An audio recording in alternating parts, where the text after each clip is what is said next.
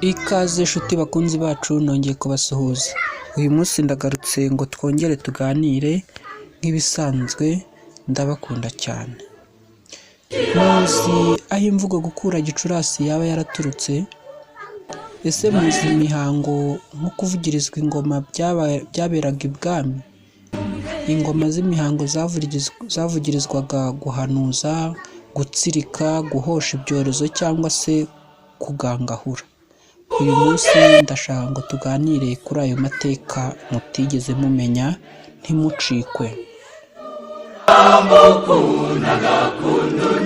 Umuhango wo gukura Gicurasi ukomoka ku rupfu rwa Ndahiro Cyamatare waguye mu Bugamba ho mu Cyingogo azize amahari y'ingoma. Ibikomangoma by'u Rwanda byasubiranyemo bimaze kugandira ingoma, ntawe ucyumvikana n'undi. Siburanyebunga w'i Bunyabungo ahera kuri izo mvururu atera u Rwanda agambiriye guhorera se Murira Muhoyo waguye mu gitero cyari cyagabwe na Mibambwe Mutabazi, sekuru wa Ndahiro Cyamatare.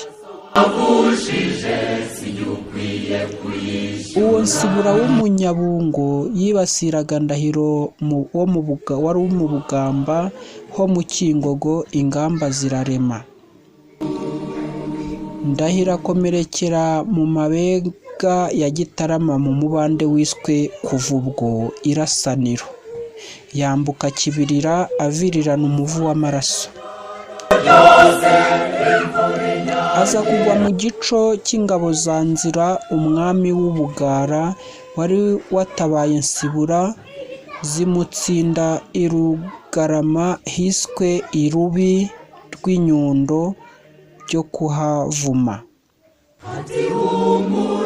Umugabekazi Nyirandahiro Nyirangabo n'abakobwa be barafatwa babicira ahantu haje kwitwa kuva ubwo mu miko y'abakobwa.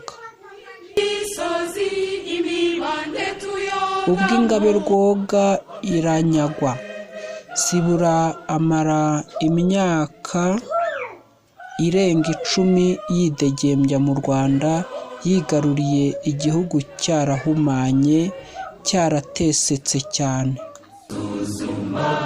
Siburanyebunga yari umwami w'Ubunyabungo akaba uwa Murira Muhoyo.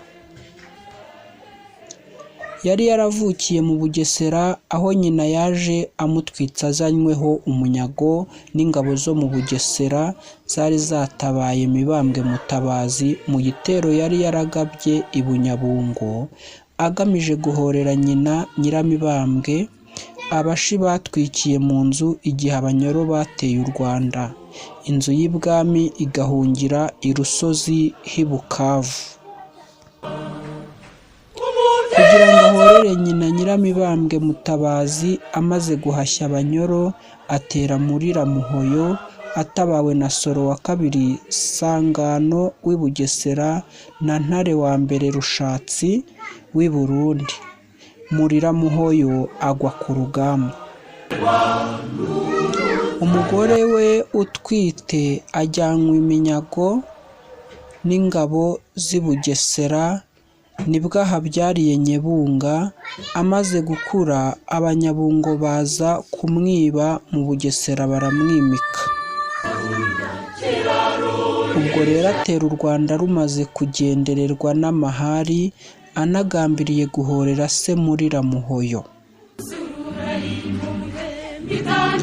Ndahiro Cyamatare yatanze muri Gicurasi, uko kwezi kwamubereye ukw'injyanamuntu, bituma mu Rwanda urwibutso rw'urwo rupfu rugira umuhango wiswe gukura Gicurasi, aribwo kwerera ukwezi gushya kwa Kamena cyangwa se kwirukana imiziro mu bwiru, bikitwa gusenda imisaka. Iyo mihango isozwa n'umuhango w'umuganura. Kamena yaboneka ngo ikuye Gicurasi, ingoma ziravuga, abarongora bakarongora, imandwa zikabandwa. Naho mu gisibo cya Gicurasi, umwiru mukuru yagiraga ati: umva rubanda, ingoma ziraziritse, ntawumara urubanza, ntawivuga, ntawe uvuza impundu, nta ngoma yongera kuvuga keretse indamutsa. Urupfu rwa Ndahiro Cyamatare rwabaye isoko y'imiziro mu mateka y'ibwami. Umugezi wa Kibirira uturuka mu misozi ya Gitarama na Rugarama wagera i Gatumba ukiroha muri Nyabarongo ku mpamvu z'uko wanyoye amaraso y'umwami, waciriweho iteka y'uko nta mwami uzongera kwambuka uwo mugezi wa Kibirira, wabaye inkoramaraso ya cyami.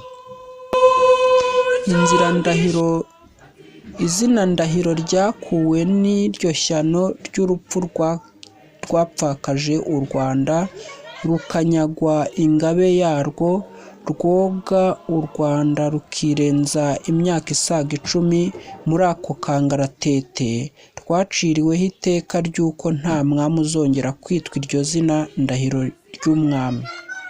Ikindi kandi ni uko mu ntekerezo z'ubwiru ibwami hari igisigo cya buri mwaka cyagenewe Ndahiro wa kabiri. Icyo gisigo kikajyana mu bwiru n'inzira ya Gicurasi. Ngayo nguko uko inzira ya Gicurasi yaje gufata izina mu Rwanda, kandi ngayo nguko uko imihango yo kuvuza ingoma z'imihango zavugirizwaga guhanuza, gutsirika, guhosha ibyorezo cyangwa se kugangahura byaje kurangirana n'ayo mateka. Ndabakunda we. Ciao ciao. Share, comment ndetse na subscribe ku muntu utari wayikora. Naho ubutaha ku biganiro by'amateka cyane cyane twibanda mu Rwanda. Bye.